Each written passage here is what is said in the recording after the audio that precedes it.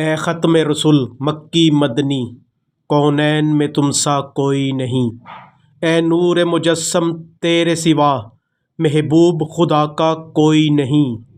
اوصاف تو سب نے پائے ہیں پر حسن سراپا کوئی نہیں۔ آدم سے جناب عیسیٰ تک سرکار کے جیسا کوئی نہیں۔ یہ شام تمہاری ہے آقا کہ تم عرش بری پر پہنچے ہو۔ ذیشان نبی میں سب لیکن پر معراج کا دولہا کوئی نہیں۔ ان اللہ وملائکتہ یصلون علی النبی یا ایھا الذین آمنوا صلوا علیہ وسلموا تسلیما۔ اللہم صلی علی محمد کما تحب وترضی لہ۔ بول چال میں آواز کا اتار چڑھاؤ، لب و لہجہ اور الفاظ کا چناؤ سننے والے پر اہم اثرات مرتب کرتا ہے۔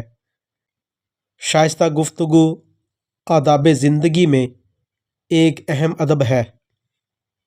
رسول پاک صلی اللہ علیہ وآلہ وسلم کے خلق عظیم کا ایک نہایت اہم پہلو آپ صلی اللہ علیہ وآلہ وسلم کا شیریں بیان اور حکیمانہ انداز گفتگو ہے۔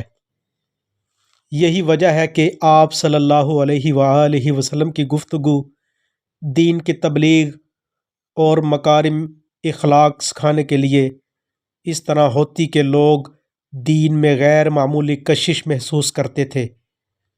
خود رسول اکرم صلی اللہ علیہ وآلہ وسلم نے فرمایا، میرے رب نے مجھے ادب سکھایا، پس اس نے مجھے سب سے اچھا ادب سکھایا۔ نبی کریم صلی اللہ علیہ وآلہ وسلم عرب میں مبعوث فرمائے گئے، جنہیں اپنی زبان دانی، فن تقریر اور شاعری پر اس قدر فخر تھا کہ وہ دوسرے علاقوں کے لوگوں کو عجمی یعنی گونگا کہتے تھے۔ خطابت نبوت کا نہایت اہم عنصر ہے۔ قرآن مجید میں حضرت موسیٰ علیہ السلام کی دعا بیان کی گئی ہے کہ حضرت موسیٰ علیہ السلام فرمایا کرتے تھے، اے اللہ میری زبان کی گرا کھول دے کہ لوگ میری بات سمجھیں۔ سورہ طٰہٰ میں تھی یہ آیت نمبر 27۔ اللہ تعالیٰ نے نبی کریم صلی اللہ علیہ وآلہ وسلم کو یہ وصف کامل عطا فرمایا، اسی لیے آپ صلی اللہ علیہ وآلہ وسلم نے نعمت خداوندی کے اظہار میں فرمایا، میں فصیح ترین عرب ہوں اور میں جامع کلمات لے کر مبعوث ہوا ہوں۔ حضور اکرم صلی اللہ علیہ وآلہ وسلم بہت ٹھہر ٹھہر کر نرمی اور شیریں لہجے میں گفتگو فرمایا کرتے تھے۔ آپ صلی اللہ علیہ وآلہ وسلم جب گفتگو فرماتے تو ایک ایک فقرہ نکھرا ہوا چنا ہوا ہوتا اور اس قدر واضح ہوتا کہ سننے والے اگر یاد رکھنا چاہیں تو بآسانی یاد رکھ سکیں۔ رسول اکرم صلی اللہ علیہ وآلہ وسلم نے بحیثیت معلم اور داعی اللہ تعالیٰ کے پیغام کو پہنچانے کا حق ادا کر دیا۔ آپ صلی اللہ علیہ وآلہ وسلم کے الفاظ سادہ اور واضح ہوتے۔ آپ صلی اللہ علیہ وآلہ وسلم سننے والے کی سمجھ کے لیے اور توجہ دلانے کے لیے ایک بات کو 3 دفعہ بھی دہرایا کرتے تھے۔ یہ عمل اپنی امت پر رحمت اور شفقت کے باعث بھی تھا، کیونکہ امت پر آپ صلی اللہ علیہ وآلہ وسلم کی بات سننا اور اس پر عمل کرنا فرض ہے۔ آپ صلی اللہ علیہ وآلہ وسلم کی آواز نہ تو اتنی پست ہوتی کہ کوئی سن نہ سکے اور نہ ہی ایسی تیز کہ کانوں کو تکلیف پہنچائے۔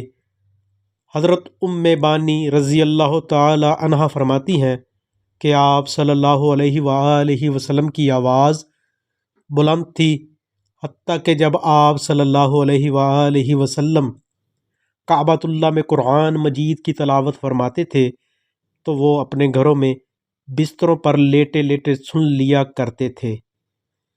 مدینہ منورہ کو ہجرت کے سفر میں آپ صلی اللہ علیہ وآلہ وسلم نے ایک بوڑھی خاتون ام معبد رضی اللہ تعالی عنہا کے خیمے کے پاس تھوڑی دیر قیام کیا۔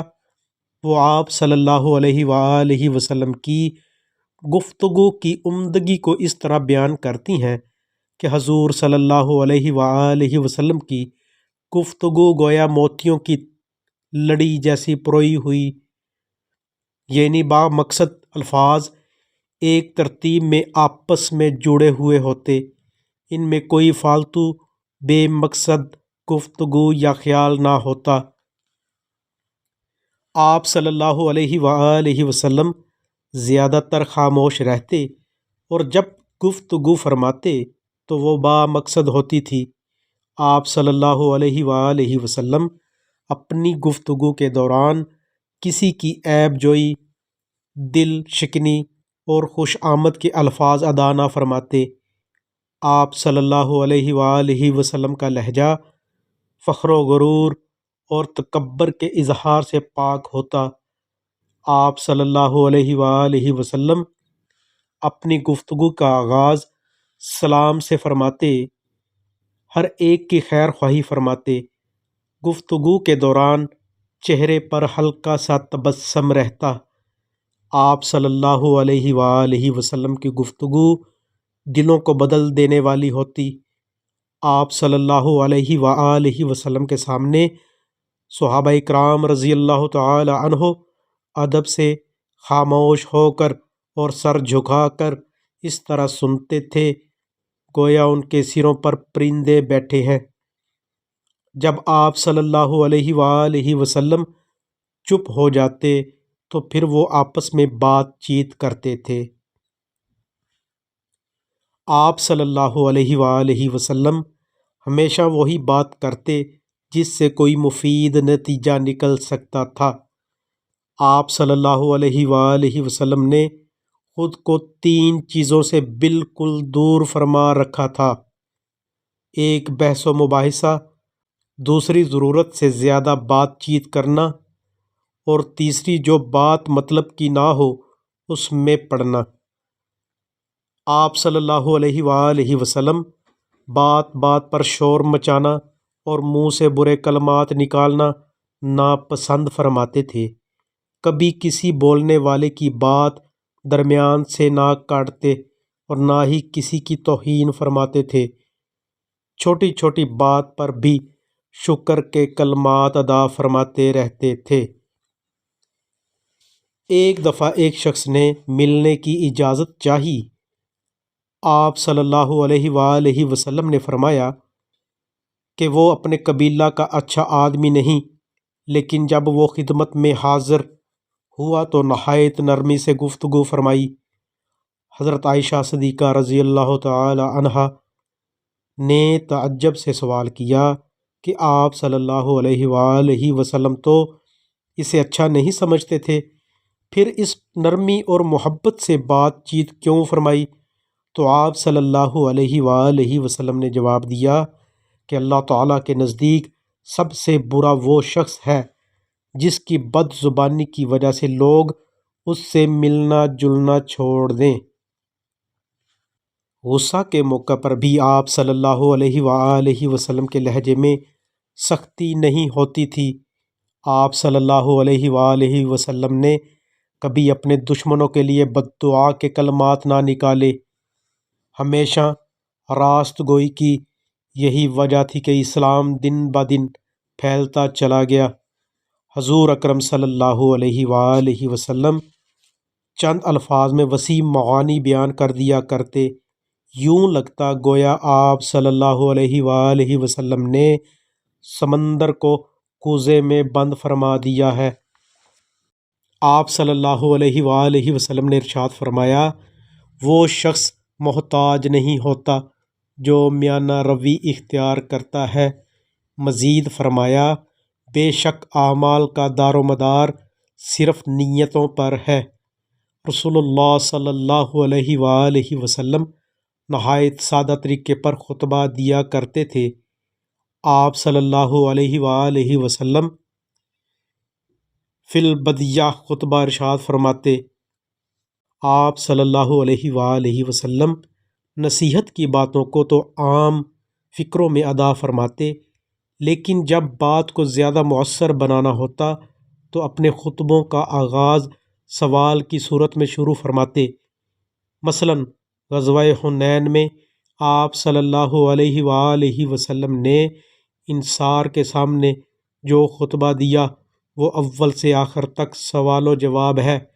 رسول اللہ صلی اللہ علیہ وآلہ وسلم کی مختلف حیثیتیں تھیں اور اس کا اثر آپ صلی اللہ علیہ وآلہ وسلم کے طرز بیان پر پڑتا تھا۔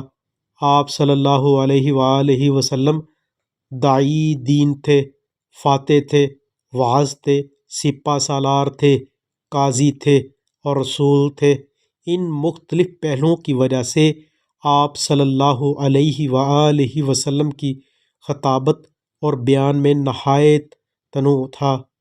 رسول پاک صلی اللہ علیہ وآلہ وسلم نے ایسی گفتگو سے منع فرمایا جس سے لوگوں کی دل آزاری ہو۔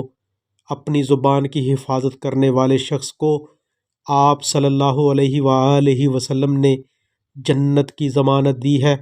رسول کریم صلی اللہ علیہ وآلہ وسلم نے اپنی بہترین گفتگو کے ذریعے ہمارے لیے مثال قائم فرما دی۔